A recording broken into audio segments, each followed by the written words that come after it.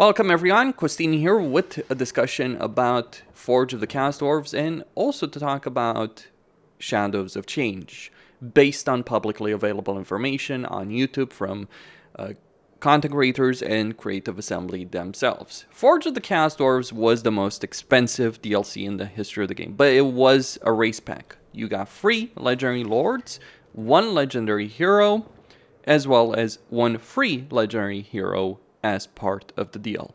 But beyond the characters themselves and their respective campaigns, you also got a bunch of different changes. So let's take a look at those changes, because they ended up being very substantial for Total War Warhammer. First off, you got terrain changes all the way from the Goromandi Mountains into the Southern Darklands. So the entire area of the map from here, from the Frozen Landing, all the way down south to the Skull, the Delta, got changed. In some ways, in very substantial ways, especially in Zarnagrund with the addition of Gorf the Cruel's faction. In other ways, not necessarily quite as major. But regardless of that, there were significant terrain changes that have made the Darklands one of the best campaign areas in the entire game. The way the settlements are, the way the factions are handled, the way the flow of a campaign goes through the Darklands makes it great. It is a bit silly that we have 2 different Dusties, but that's a different discussion. But either way, what ended up happening with this DLC is that Creative Assembly put quite a bit of effort in the redesign of this campaign area.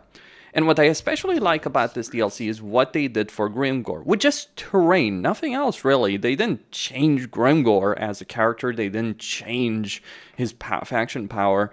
They moved him from Saber Mountain through the Eagle Eyries, moved his landmark in Karak Vrag, and gave him a tier 2 starring settlement.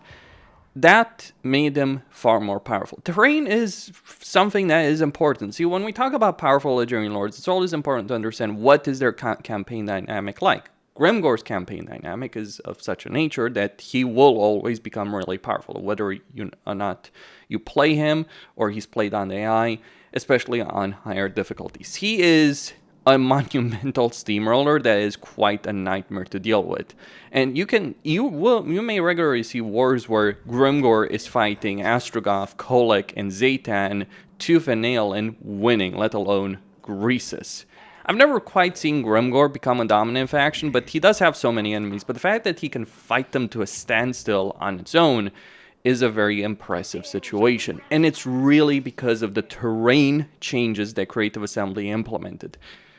With Shadows of Change, it does seem that we are getting some terrain changes, but they're not going to be anywhere near as substantial. In particular, this affects Kislev, because Kislev is pretty terrible. Now, don't get me wrong, based on what we've seen, what information is out there, there are improvements, but nowhere near the level that we have gotten with Forge of the Chaos Dwarves. And Cafe and Lustria, where Yun Bo starts in Immortal Empires, also not really changed.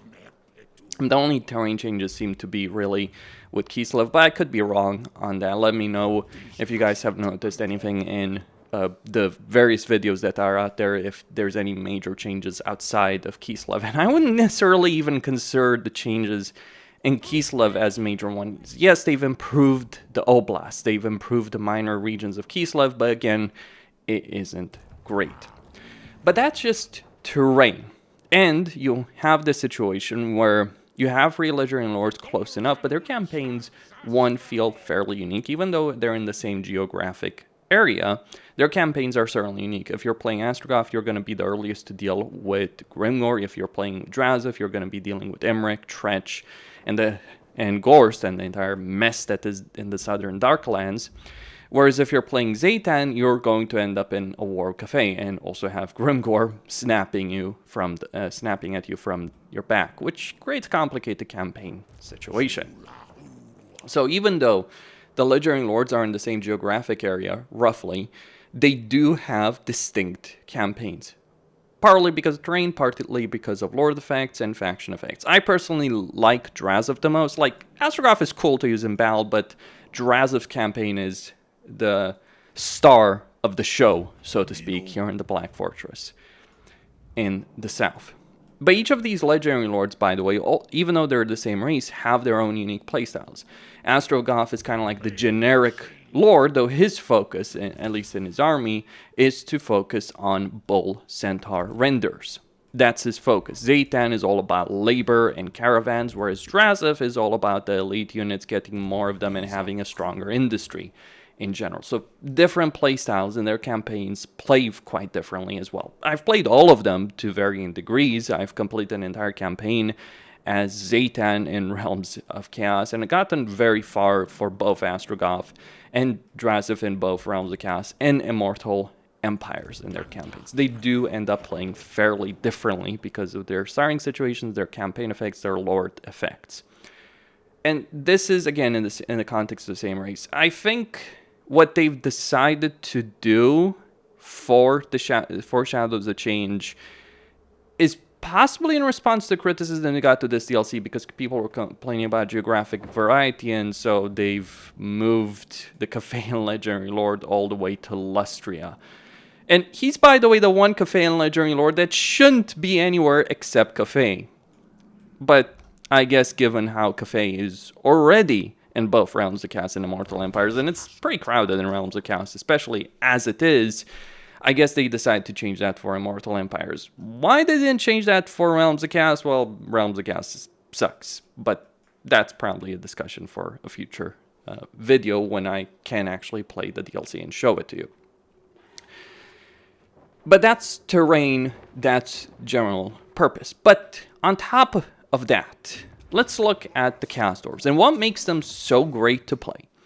It's not the unit roster, though they do certainly have great units, great hero choices, good lore choices, regiments and renown. But it's not any of that that makes the Chaos Dwarves special, because there's plenty of races that have good heroes, units, etc. No, it's the playstyle, it's the dynamic of the campaign between raw materials, armaments, conclave influence, money, and labor. So you're not just dealing with one or two resources as most factions deal with.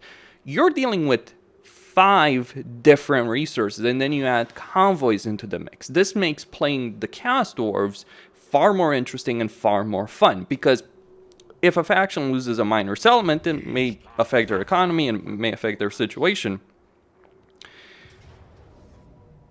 But if the Chaos Dwarves lose a settlement, it isn't a minor affair. In fact, it can be a major affair, because that particular settlement might be the linchpin of your entire economic output. So over here, if I take an outpost over here, and if I were to, say, potentially lose this outpost, that would create for me a significant number of issues that I obviously do not want to have in my campaign. And that is important to understand when we're talking about the Chaos Dwarves.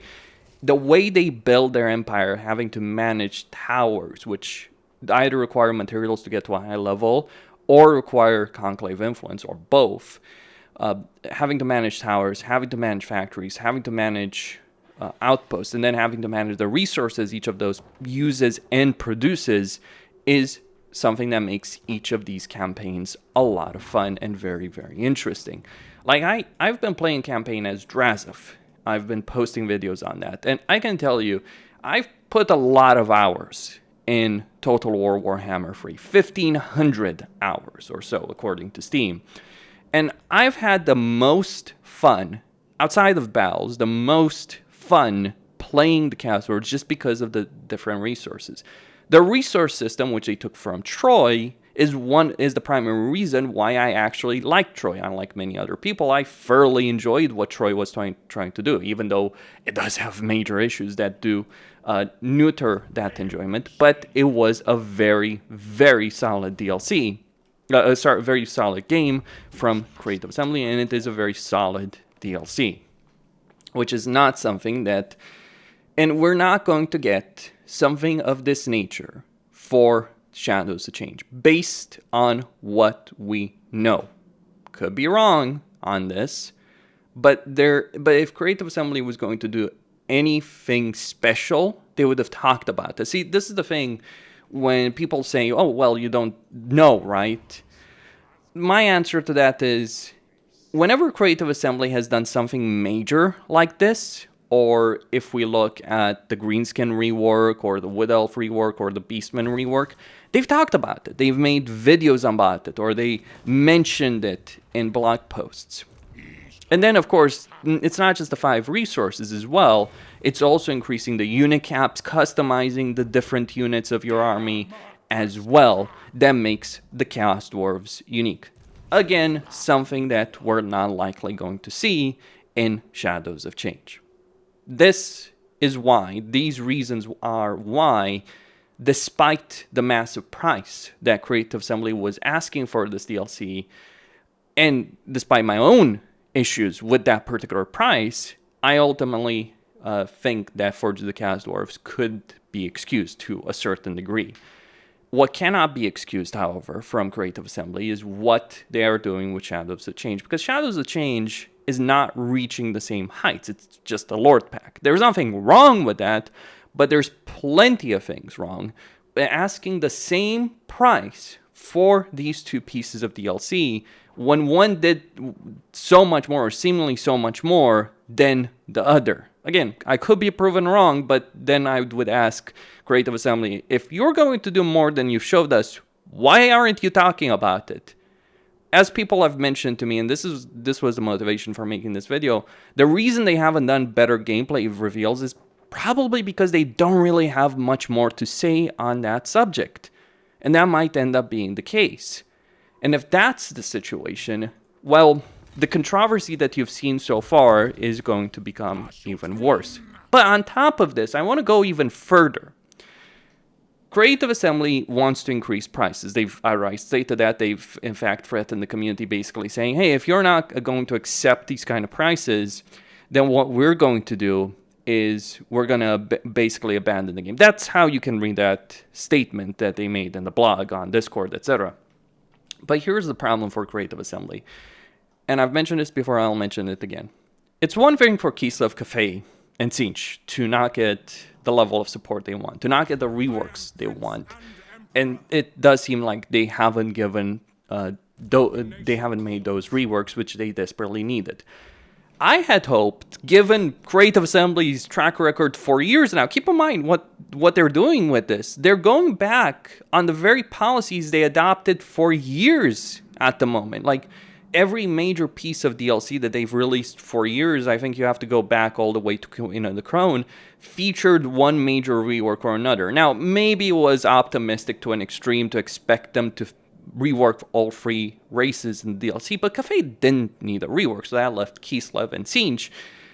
It does seem they haven't done that. I mean, they made the Changeling unique, but you have to go back half a decade to CL DLC where they did so little. And by the way, Queen of the Crone was significantly cheaper, had 3 legendary lords with very unique campaigns that are really powerful to this day.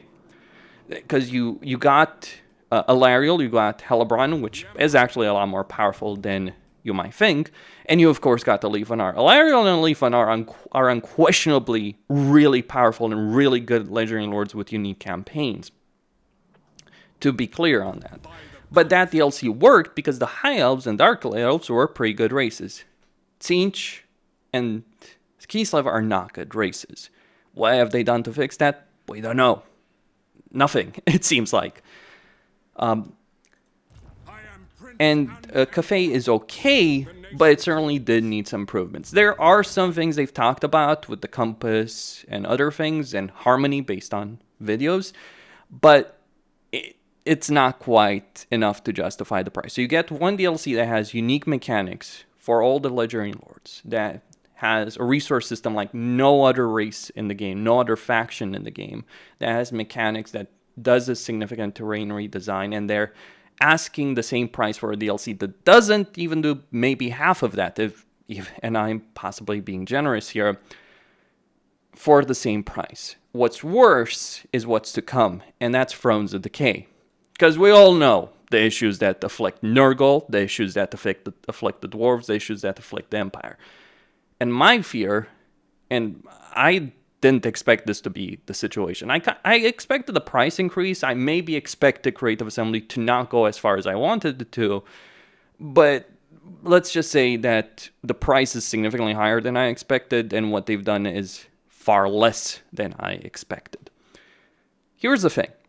If with Thrones of Decay, they're going to handle it in a similar way from a marketing standpoint, price perspective, and in terms of changes, that is the point where the community might kill Total War Warhammer. Not Creative Assembly, but the community itself. Because the Empire is one of the most popular races in the series, in the entirety of Warhammer. And there are plenty of mods that have done great things to try and improve the situation. Like, there is a way to get a playable Imperial campaign, which is certainly not the case with the vanilla Empire. If they do not significantly rework the Empire, Dwarves, and Nurgle, yes, that is the bar that they need to meet. The Empire and Dwarves especially, but also Nurgle. Poor Kugaf, he's so fucked. Like, I allied him in Drazov's campaign, and it's like he just got obliterated after I defeated Gorst for him, more or less. It's like he just still got obliterated by Gorst holding 2 settlements. Pathetic. So Kugaf really needs help. The Empire needs help. Karl Franz and Balthazar Gelt. And the Dwarves, let's not even talk about the poor, miserable Dwarves. They all do need major fixes. It's not just, by the way, the issue that they need improvements and reworks. They need bug fixes. Like, one of the reasons people are so angry with Creative Assembly right now is not just because of the price of the DLC. Like, I was listening to Darren Total War talking about, oh, are people review bombing it just because of the price of the DLC? That's not acceptable. No, people are review bombing it because they're sick and fucking tired of the business practices of Creative Assembly, and they're sick and tired of having issues that have been going on for well over a year, if not since the launch of the game, that Creative Assembly does not care to fix, and yet they push out DLC that's extremely priced. That is the breaking point. And yes, people have been angry about the state of the game for a while. It was just the hope that Creative Assembly would push in, would make a real effort to fix these issues. For what it's, and with the Forge of the Chaos Dwarves, for all the issues with controversy about price, it did seem that they were going in that direction, because what they did for every campaign, be it the Chaos Dwarf campaigns, but the existing ones, Grimgor, Tretch, Imric, how they took these campaigns, they vastly improved them. Anyone who plays a campaign right now in the Darklands is going to have a vastly superior experience compared to what it was before. Well, except Greasus and Kugaf, but that's just Greasus and Kugaf. Poor Greasus and Kugaf. It is a miserable experiences, both of them. But that's because they're just so pathetically weak that Grimgor just comes in and wipes them out, if Kugaf even gets off his islands. Still, a vastly superior experience. Is that is the bar they set with Forge of the Chaos Dwarves. And they're seemingly not reaching it with Shadows of Change. That is why people are so angry. It's not just the price in isolation, though the price in isolation would get people very angry. But if you release quality, and if you show you're putting in effort, and you make a point that, okay, we've raised the price, but this is what we're doing for it, this is the justification for it, then people can accept it. But no, what Creative Assembly did is the exact opposite. They raised the price. They seemingly have given us very little, based on their own trailers, I might add. Just their own trailers. Nothing else. Not even the videos from other content creators, not anything people might be talking about right now. No, just things that people have noticed, and I have noticed in their own trailers. They've done very, very little. That's why people are so fucking furious, because you have many DLCs right now where Creative Assembly raised the bar again and again and again, and then you have Shadows of Change. That is the problem. Quasine here, signing out.